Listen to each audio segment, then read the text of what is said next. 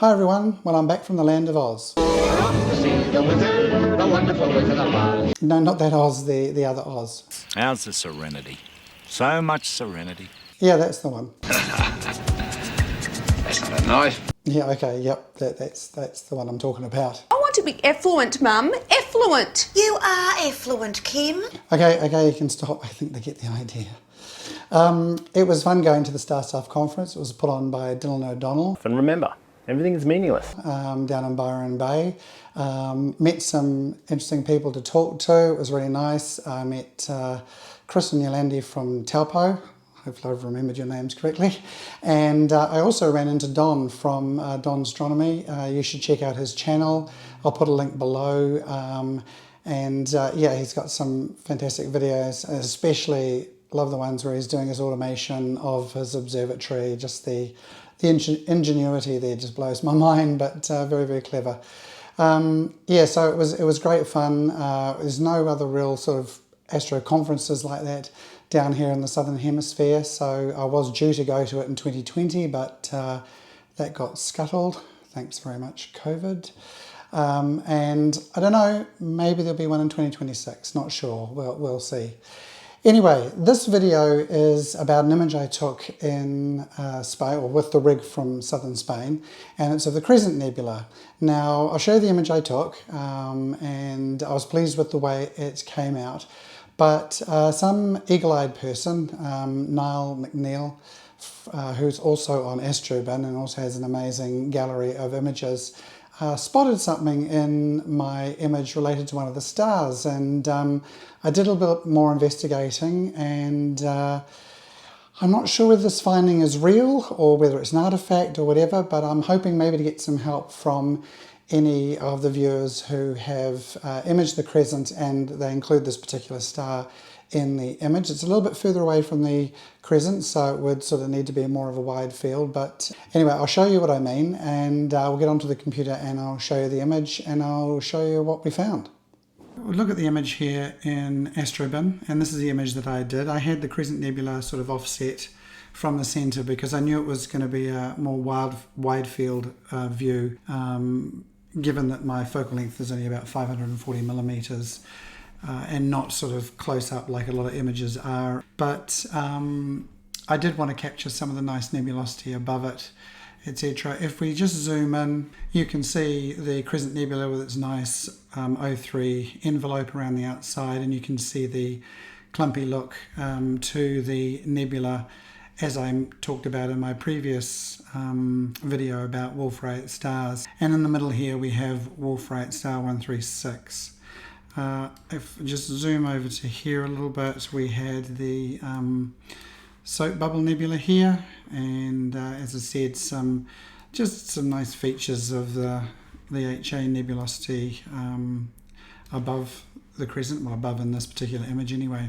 And then there were some other areas of O3 here, and then Niall McNeil, who is an astrophotographer, was what he self-confessed as pixel peeping my image just to have a look at all the little bits and pieces and detail in it, and he had a look at the star and noticed something interesting. So this is Niall's gallery on Astrobin. Hope I'm pronouncing your first name correctly, Niall. Forgive me if I got that slightly wrong, but you can see fantastic number of images here, planets, nebulae, comets, etc. Well worth a look. So back to my image. Here we've got the soap bubble over here, as I've pointed out before, and this is the star in question. P Cygni, or 34 Cygni, is a variable star in the constellation of Cygnus, and it was designated with the P because it was originally assigned as a nova, but we now know it's not a nova, it's actually a variable star. It's located around 5,300 light years away from Earth, and it is what's described as a hypergiant luminous blue variable star, and it's one of the most luminous stars in the Milky Way. But it came to be noticed when it suddenly brightened to third magnitude, and it was observed on the 18th of August 1600 by this Dutch astronomer whose name I won't try to pronounce because I'll probably butcher it. From the observations that were written down, it was stated the new star in Cygnus that I first observed on August 8, 1600 was initially of third magnitude. I determined its position by measuring its distance from Vega to Alberio. It remains in this position now, but is no brighter than fifth magnitude. So within the next sort of few years, the star then faded below naked eye visibility, but it returned to magnitude 3.5 in 1655, where it remained until 1659. Then it faded again below 6th magnitude, and then sort of became bright again in 1665. After some fluctuations, it became more steady at around magnitude 5, around 1715. And during the last 200 years, it's been noted to oscillate in brightness sort of around that value. So whilst it was first thought to be a nova, and I think there's a lot of interest in the media at the moment about a star that is a recurrent nova that they're hoping will do its thing in the next few months, the brightness or the bursts in brightness from this star are now explained by sort of the assumption that the star is throwing off shells of gas. Now, because it was thought to be a nova or a current nova, it was given the P designation, sort of, as it turns out now, erroneously. The P is really stuck, so you will see it described as P Cygni, or otherwise just called 34 Cygni. Now, before I go any further about what I'm finding in the star, I just want to point out a few tools that you may or may not be aware of. For those of you who aren't aware, there is a YouTube channel called SETI Astro. So this is the SETI Astro YouTube channel, and I'll put a link in the description below. But he's got a lot of videos here particularly about quite a few scripts that he has actually started producing, which are now available in PixInsight. So this is Franklin Merrick, I think that's how you pronounce his name, who runs a channel. Now on his website, which I'll also put a link to, there are all these different scripts that you can try out, see if they fit your workflow. There's things about star stretching, narrowband to RGB star combination.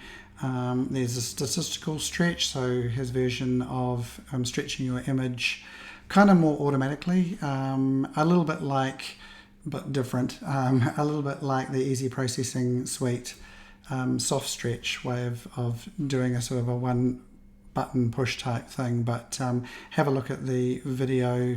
I don't want to simplify it quite as much as that. And yeah, a whole lot of them, different ones. Now, if you want to install any of these scripts into PixInsight and try them out, see if they fit with your workflow, here's the link to the repository.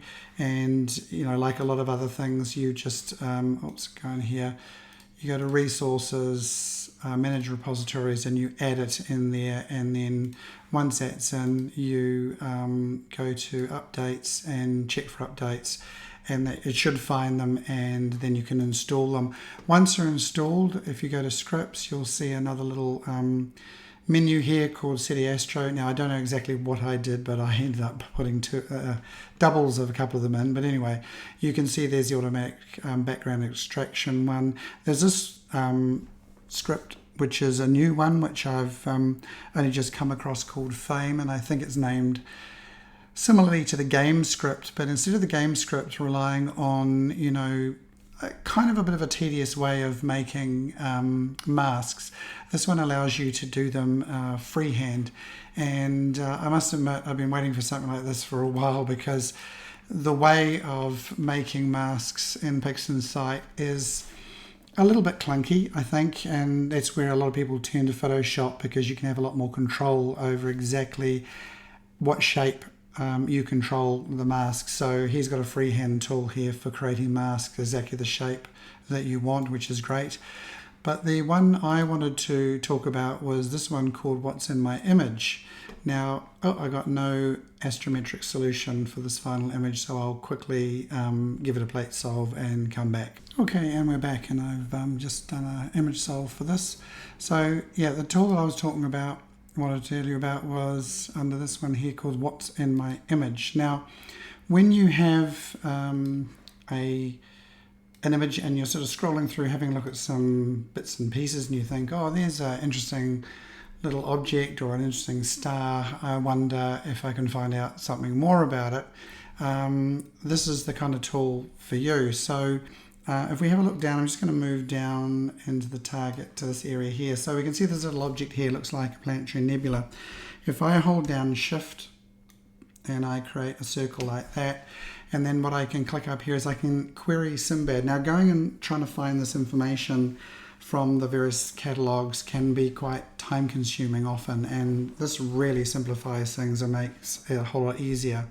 So if I click on Query Simbad, we'll see that a whole little dots have come up here, and we can see that there's all sorts of information down here. And you can click on these, and if I click on this one here and have a look, it turns green, and I just need to look for what has been highlighted, and we can see this is a known planetary nebula here.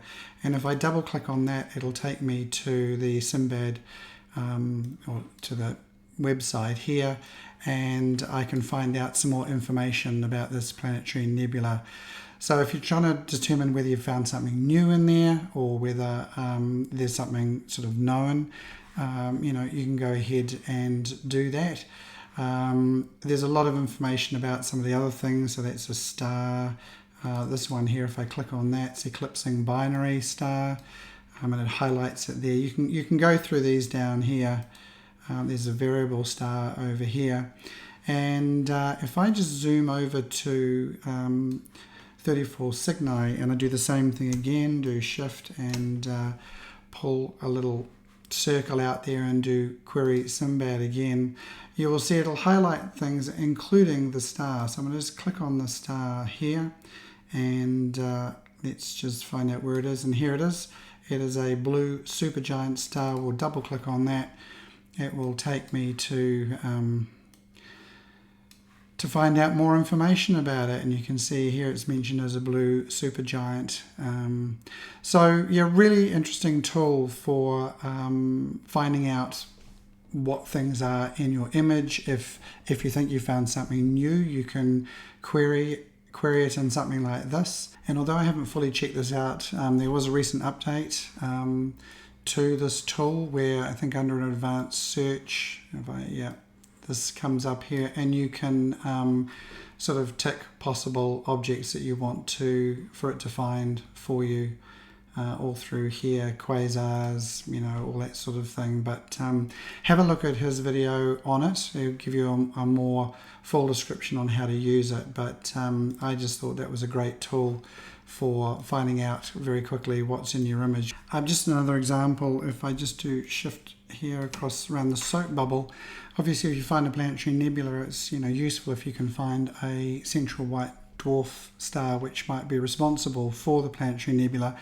And if I do an advanced, not the advanced search, if I just do Query Simbad, stretch it out here. If we go right into the center here and click on the center of the planetary nebula, we can see if I scroll down here that there is a white dwarf candidate. So that's another useful thing if you think you found a planetary nebula. So really useful tool, a really useful set of tools. So you should check them out and see if they work for you. Now, let's get on to what was noted in my image. So let's just zoom in here, and at first look, nothing particularly that interesting. I mean, there's a star, big deal, and I didn't actually really notice it myself. It was Niall that found it, but if we just zoom in here, so here we see the star, and then we suddenly see this sort of like little brackets all moving off to this direction here. It's not forming a sort of a circular symmetrical rings like I have seen. So for example, when I did my imaging of the Homunculus Nebula, I did find that I had stars with some nice circumferential circles sort of radiating out from it, which I knew was an artifact from my imaging train. I'm not sure whether it was related to the camera or the filters or the telescope or all of them combined, but anyway, they were clearly artifact. But I just wasn't sure on this because I had never seen this before with a star on any other images I've done using this telescope in Spain. And they weren't sort of circumferential, they were all just off to one side. And Niall pointed this out, and it reminded him of something that was sort of in the space news, if you like, recently. And it was related to an image from JWST. Now, I'm sure some of you will have seen this article, whether it was turned up on Facebook or whatever, about JWST spotting some bizarre rings of dust around a dying star. And in this article, they thought it might be evidence of carbon that form planets like the Earth. Now, this is WR140, so it's a Wolf-Rayet star, located about 5,600 light years away, and actually contains two stars, one of which is a Wolf-Rayet star, quite massive, and at the end of its life. And they say that it's shedding material into space. Now, its companion is a supergiant star, about 20 times more massive than our Sun, and previous observations of the system had shown two rings of carbon-rich dust emitting from the stars, puffing out as they approached each other in their 8-year orbit. But in the JWST image, you can see it sort of looks like the growth rings of a tree. It was seen in far more detail and stretched out quite a distance. And they said what they're really seeing is 130 years worth of the 8-year cycle of dust formation involving the orbits of these two stars. Now, if you ignore a lot of this area and just concentrate here, you can see this is probably the brightest part, and it kind of looks somewhat similar to what's seen in my image, a sort of a group of partial rings or brackets or whatever you going off in one direction. Now, don't get me wrong here, I'm not suggesting that the telescope in Spain that I'm using has the power of JWST, but it did show a little bit of an interesting comparison, and I'll show you that now. If we go back to 34 Cygni or P Cygni, these rings coming out are somewhat similar.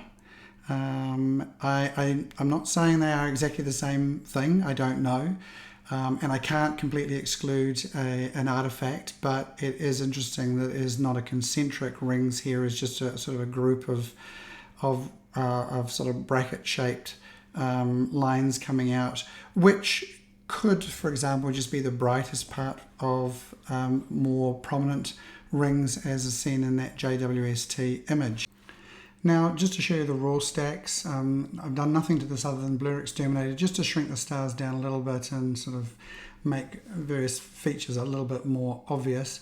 But here's the HA, and you can see all the little stars background here, and no lines or anything, no circumferential circles, etc. And here is the HOO3. You can see a bit of that blue nebulosity that I was showing you, and these lines are quite obvious, just coming out in this direction and nowhere else on this image. So even when this was pointed out to me, I still thought this is an artifact, and as I said, I'm not really sure. I can't exclude that it's not an artifact. It could well be an artifact, but I thought I'd better have a look further and see if I can find out some more information. So I went searching for information about 34 Cygni or P Cygni, and apart from all the information about it being a variable star, I couldn't find anything else about the sort of lines, whether they'd been noticed at all. Now, when I went to the Sky Live website, it had a bit of information about 34 Cygni, and I saw this picture, and there was an arrow heading down in this direction, and it's the DSS2 image of that star. The red arrow shows the motion of 34 Cygni during the next, 100,000 years. So I presume it is the direction in which the star is moving through space. And I saw this image and I thought, I wonder how this compares to mine. So I actually just took the snipping tool and I took a snip of this picture. So over here I cropped part of the HOO3 stack, which only had blur exterminated onto it to highlight this, and to try and not make such a big area to try and match up with the screenshot that I took from the Sky Live website. And I noticed that this arrow was pointing in this direction, and I noticed that these brackets were heading in the same direction. But, were these oriented the same way, or you know, if I did a star alignment, would this would these brackets actually be pointing up here in completely different direction? So I went and pulled up the star alignment tool, and I took this one here and did that, and then I put the HOO filter in there, and I said to star align them. So after we've done a star alignment, and you can see this has been sort of cropped to try and fit this area here and just sort of been rotated slightly.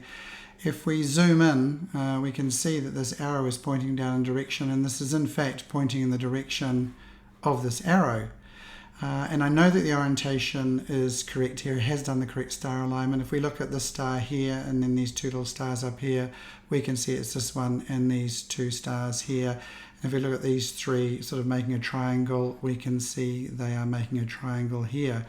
So seeing that this was heading in the same direction as the apparent movement of the star, I then started to wonder, is this actually an artifact, or are we actually seeing something real? Now I'm sure a lot of you are probably by now rolling your eyes and going, oh, it's just an artifact.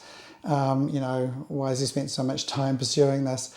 And look, I was exactly the same. I was just quick to write it off as an artifact until I did a bit more searching on the star, found out it was a variable star, found out it was sort of throwing off shells of material over the centuries. And also when I found that image in the sky alive showing that its apparent direction of travel is exactly in the same direction that these lines are heading. So, you know, I'm not suggesting that it is exactly the same thing as the JWST, and I'm also not suggesting that I can see what the JWST can see from earthbound Spain in a 90mm refractor. But you know, this is where you guys come in. I'd be very keen to know if any of you have the star in your image and you've got, you know, some decent number of hours of the star and in the HOO filter particularly, because it doesn't seem to show up in the HA filter. If you do have these sort of lines in there, or if you don't, if a lot of you come back and go, hey, we've got, you know, like 10 hours, 15 hours, whatever, including this star, and there's nothing, then I'm you know, just going to have to say, well, it's just an artifact in there. But, you know, I would say, you know, if you can look in the stacks, not in the final image, because we do a lot of noise reduction, and using noise reduction, things like Noise Exterminate could well blur it out and make it hard to see. But anyway, look, regardless, I thought it was interesting finding. It was interesting to learn a little bit more about this star, and yeah, please let me know if you see anything in your images. And until next time, I'll wish you lots and lots of clear skies, and I'll leave you to ponder my image.